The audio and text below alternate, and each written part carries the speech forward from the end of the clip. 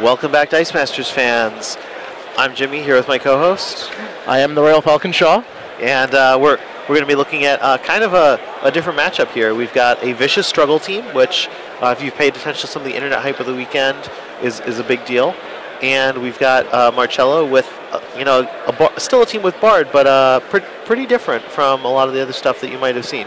So, first things first, Patrick goes and buys a Vicious Struggle. That's what his team primarily does. And he's got 1 energy left, so he can try and use some form of ramp. But am I not? Oh, there's Professor X. As I scan the field, I didn't see it at first. Rerolls a sidekick. Yep. I'm curious to see if Marcello will play the mini game of mirroring or will go for his own win. Yeah. So Marcello could either, go the Vicious Struggle route or do his own thing. So he's doing his own thing. Yep. It's a commitment, and let's see where it lands him. But at least he's playing to his strength. Yeah, he's playing to his strength. He's playing what he knows. It's kind of tough to go second against these Vicious Struggle teams. Like they really try to leverage going first to their advantage a little bit extra. Second struggle. So second struggle, then yeah. So gonna use Professor X's global. So yeah, Marcello didn't bring his own Professor X, but he's more than happy to use Patrick's. His team is pretty well suited to dealing with a lot of different character-based things. So the action could be a bit of an issue.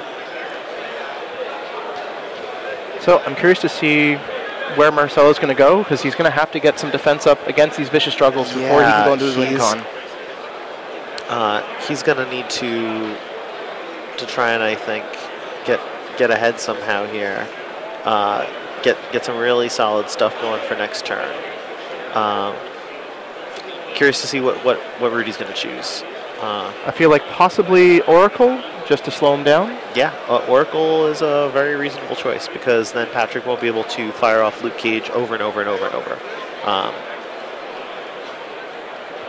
And in addition, it's gonna potentially kill Patrick's ramp.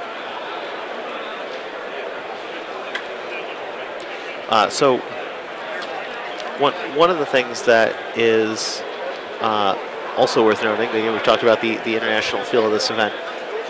One of Marcello's friends came up to us and said, yeah, he basically speaks no English, and it's really cool that you can still play Dice Masters with someone having almost no language in common, because you're just able to work through it. You see the cards, you see the translations, and so on.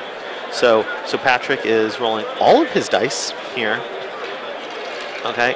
We should note, Marcello ended up buying Bard, going for his win con, as opposed to what we thought of trying to get counters. So yeah, there's a chance that Marcello is just hoping for the bad roll from Patrick, and yeah, that's kind of what happened there. Patrick failed to roll the action face on his struggles. So he gets one struggle, has one of the others on the energy face. He's got some sidekicks going for him. Paying for parallax. So there's just a chance that Marcello. So Marcello has a kind of a bizarre secondary win condition, actually, which it looks like what he could be going for. If he's able to plummet Patrick's life low enough, Luke Cage Vicious Struggle is not going to be able to work. So Patrick struggles twice, and Silver Surfer Global? Silver Surfer Global. So he's going to use Surfer, the Global. So Patrick's going to take 3 damage. Marcello's going to take 6. Okay, so Patrick's going to go to 17. Marcello's going to go to 14. So this is a problem for Marcello. He's going to dive really low on life. Patrick's got a lot of practice. He's an accomplished player, and he's going to have to make sure he doesn't lose the game on Marcello's turn by dropping too low. He could have gone and fired off some more Luke Cages to get some more damage, but he knows that he can wait.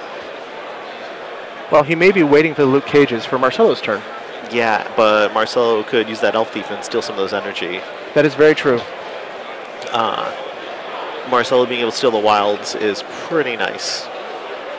This is definitely an instance where that Miri Morphing Jar version of the deck would have an advantage at this step of the game. Tough to speak to, all the other situations that Marcello has encountered. He's 2-0-1, so he hasn't had a loss. He did have a tie, which means one of his games probably went too long.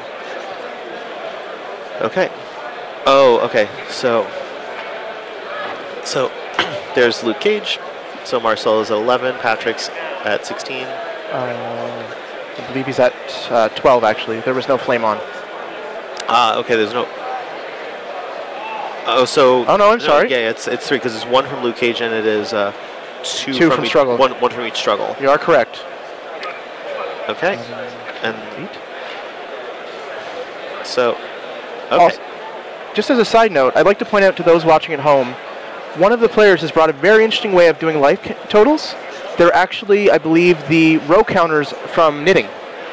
You'll see the 2 bobbins on on both sides of the table. That's, yeah, it's tough for me to see on our screen here, but yeah, it's pretty cool. So Patrick was very, very proud of this Daredevil Guardians of Hell's Kitchen that he included into his team. It lets him have a way around Oracle. If you missed it, swing by. He's a 3-cost fist character who, when fielded, lets you KO a mask character. There's just a lot of good mask characters. So Marcello is going to try and do a bunch of damage to Patrick this turn. So Patrick will not be able to use Luke Cage enough to win the game. Let's see. Although, if Marcello was to do damage currently, struggle is still up. Oh, true. ×2. Yes. Okay. So Marcello may have to hold. Yeah, he's going to have to wait. So he steals an energy, and he steals the energy to use Parallax. He's going to re-roll a bunch of his dice. So if Marcello had a way to deal 15, though, he would win the game before a struggle goes off. It is possible. Well, it can be done in certain situations. Yes. I don't think the roll and the dice available to him will allow for that. And here comes a Parallax again. Here comes Parallax number 2. The thief managed to come out correct, and that's perfect. Yep. And so Patrick's ramp is dead. Patrick's got a cluttered bag, and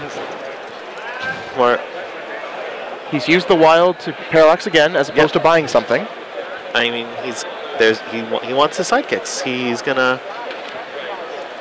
He seems to be parallaxing until he gets enough sidekicks to do what we just talked about. Yeah, so let's do that math real quick. I can't see what face the Bard of the Thief are on. The Bard is on a free... I love these parallax plays. It's bizarre to me. It was a card I was not excited about. And Marcello wins. Woo, Marcello did it. Oh, I love the combo plays. Oh. Yeah, so the question from a player was, oh, well, isn't it a tie? No, because the damage happens before struggle goes, and you immediately lose. Wow, Yeah. So for the people who are at this event, there's just been an enormous amount of discussion about Vicious Struggle is good, Vicious Struggle is crazy, what's going to happen, is there going to be something in the next set to beat this, and players just kind of take the time to adjust, and Marcello is clearly one of those players who adjusted. We call the shots wrong because we have not thought about this, I'm sure, as much as he has. We're saying, oh, Oracle. Nope. He said, I win with Bard. Watch me go. And especially just taking advantage of Patrick's Parallax so fully. Super exciting to see a player really grip on to the plays that not everyone else is practicing. So I'm going to go hook these players up with some special cards for being good enough to be on stream, and then probably we'll come back to a preview after that.